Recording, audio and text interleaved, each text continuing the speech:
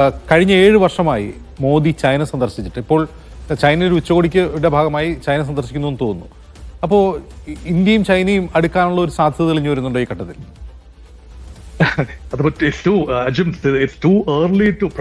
പക്ഷേ convergence of strategic interest എന്ന് പറയും ഇക്കാര്യത്തില്. ബ്രിക്സ് രാജ്യങ്ങളായ റഷ്യയും ചൈനയും ഇന്ത്യയും സൗത്ത് ആഫ്രിക്കയും ബ്രസീലും ചേർന്ന് നിന്നാൽ ലോക വ്യാപാരത്തിന്റെ 27.8% കൂടുതൽ രാജ്യങ്ങൾ കൂടി, ഇറാൻ ഉൾപ്പെടെയുള്ള കൂടുതൽ രാജ്യങ്ങൾ ബ്രിക്സിലേക്ക് കടന്നു വന്നു കഴിഞ്ഞു. അത് കഴിയുമ്പോൾ ഇനി ഭാവിയിൽ ഒരു 10 വർഷത്തിനുള്ളിൽ മൊത്തം ലോക വ്യാപാരത്തിന്റെ 50% ബ്രിക്സ് രാജ്യങ്ങൾ തമ്മിലുള്ള വ്യാപാരമായി മാറാൻ പോവുകയാണ്.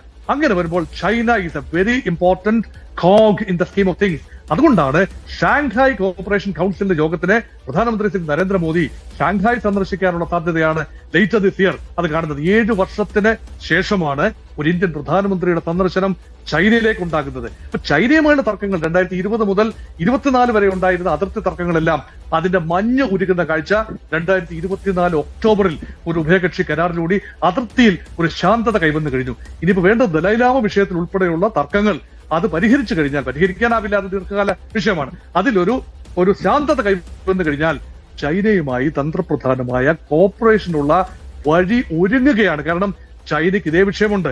ട്രംപുമായി നേരിടാൻ, അമേരിക്കയുമായി വ്യാപാരത്തിൽ ഏർപ്പെടുന്നതിൽ ചൈനയ്ക്കും ചില ബുദ്ധിമുട്ടുകളുണ്ട്. ചൈനയുടെ വ്യാപാരം 30% കഴിഞ്ഞ 3 മാസമായി, ഏതാണ്ട് കഴിഞ്ഞ 100 ദിവസത്തിനുള്ളിൽ 30% ട്രേഡ് കുറവാണ് സംഭവിച്ചിരിക്കുന്നത് അമേരിക്കയുമായി. പക്ഷെ ആ 30% കുറവ് ചൈന പരിഹരിച്ചിരിക്കുന്നത് ആഫ്രിക്കൻ രാജ്യങ്ങൾ, യൂറോപ്യൻ രാജ്യങ്ങൾ, റഷ്യ മറ്റിടങ്ങളിലേക്ക് വ്യാപാരം കൂട്ടുന്ന, കയറ്റുമതി കൂട്ടുന്ന ഒരു സമീപനം കണ്ടു. China is an export oriented country എന്ന് ഓർക്കണം. അപ്പൊ ചൈനയ്ക്ക് അത് സാധിക്കും എങ്കിൽ തീർച്ചയായും taking a cue from China ഭാരതത്തിനും ആ രീതിയിൽ സാവകാശമെങ്കിലും അത് പ്രവർത്തിക്കാൻ സാധിക്കും. അതോടൊപ്പം തന്നെ ഉഭയകക്ഷി ബന്ധം, ചൈന ഇന്ത്യ ഉഭയകക്ഷി വ്യാപാരം ഇപ്പോൾ വളരെ പരിമിതമായ തോതിലാണ്.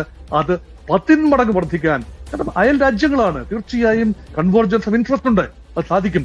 അത് തീർച്ചയായും റഷ്യ ആയിരിക്കും അതിന്റെ ഒരു സൂത്തനിങ് ഫാക്ടറായി പ്രവർത്തിക്കുന്നത്. കാരണം ചൈനയ്ക്കും ഇന്ത്യക്കും ഒരുപോലെ സ്വീകാര്യമായ റഷ്യയുടെ ഒരു മധ്യസ്ഥത ഏതെങ്കിലും കാര്യങ്ങൾ അയൺ ഔട്ട് ചെയ്യാനുണ്ടെങ്കിൽ റഷ്യക്ക് അത് സാധിക്കും എന്ന പ്രതീക്ഷയാണ്. അതുകൊണ്ടാണ് അമേരിക്കൻ ദൗത്യ സംഘം 25-ാം തീയതി ഭാരതത്തിൽ കാലുകുത്തുമ്പോൾ വി ഹാവ് അതർ ഓപ്ഷൻ, ഞങ്ങൾക്ക് മറ്റു ഓപ്ഷൻസ് ഉണ്ട്, നിങ്ങൾ വിചാരിക്കേണ്ട ഭാരതത്തിന് മറ്റു ഓപ്ഷൻ ഇല്ല എന്ന് വിചാരിക്കേണ്ട. വേണ്ടി വന്നാൽ ബ്രിക്സ് രാജ്യങ്ങളുമായുള്ള വ്യാപാര ബന്ധം വർദ്ധിപ്പിക്കുകയും വേണ്ടി വന്നാൽ ആത്യന്തികമായി ഡോളറിന്റെ മേധാവിത്വത്തിനെതിരെ ഒരു ബ്രിക്സ് കറൻസിയിലേക്ക് നീങ്ങാൻ പോലുമുള്ള ഒരു നിലപാട് ഒരുപക്ഷെ ഭാരതം സ്വീകരിച്ചു എന്നിരിക്കാം. ഇപ്പോൾ തന്നെ നിലവിൽ 1 ലക്ഷം കോടിയുടെ വ്യാപാരമാണ് ബ്രിക്സ് രാജ്യങ്ങൾ തമ്മിൽ.